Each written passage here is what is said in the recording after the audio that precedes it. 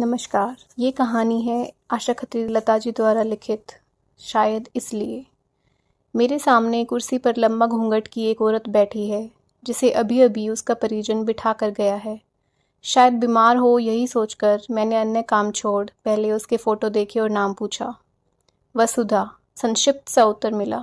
आप आराम से बैठें और घूंघट हटा लें, ये गांव नहीं शहर है, फिर मुझे आपका फ़ोटो भी मिलाना है। मैंने उसे जल्दी फारिग करने के ख्याल से कहा।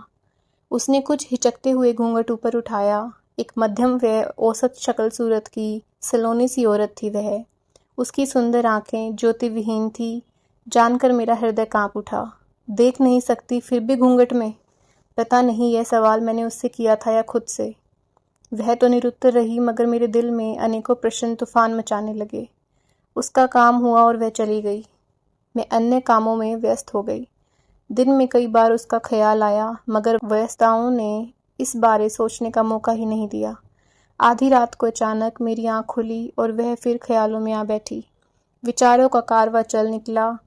जिसने दुनिया नहीं देखी वह भी पर्दे में, जो नहीं जानती उजाला क्या है, जो नहीं जानती सूरज चांद सितारे कैसे हैं, जो नहीं जानती दिन का निकलना और ढलना क्या है, जो नहीं जानती रंग क्या है, नज़ारे क्या हैं, वह विधाता की अनुपम कृति इस संसार पुष्प को देख नहीं सकती, सिर्फ उसकी खुशबू मात्र को महसूस भर कर सकती है।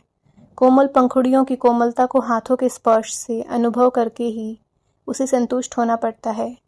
कोमलता के इस एहसास को पाने के लिए भी वह कितना तड़पती होगी, और उसे छूने के लोभ में अक्सर कई बार बेईमान कांटों की चुभन का शिकार हो हाथ लहू लुहान कर बैठती होगी। चलती होगी तो हाथों से टटोल टटोल कर, मगर फिर भी ठोकर खाकर गिरने से स्वयं को रोक पाने में असमर्थ पाती होगी।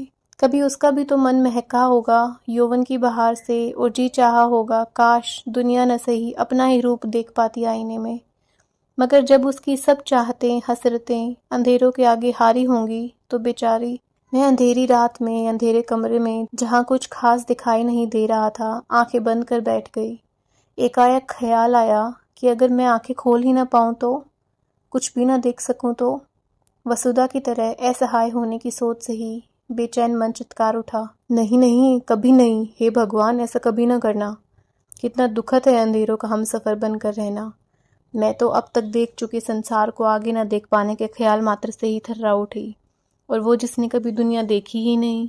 अंधेरे ही जिसकी नियति हैं, दुनिया की सब नेमतें जिसके मन आंगन के चिंतन की धरोहर मात्र हैं, वो कैसे सामंजस्य बिठा पाती होगी इस कठोर दुनिया में। मगर जितना मुझे उसका अंधापन व्याकुल किए था, उससे भी ज़्यादा व्याकुल किए था उसका घूंघट में होना। वो तो अंधी है, मगर समाज तो अंधा नहीं। पर चूंकि समाज अंधा नहीं है, शायद इसीलिए उसका घूंघट में होना ज़रूरी है।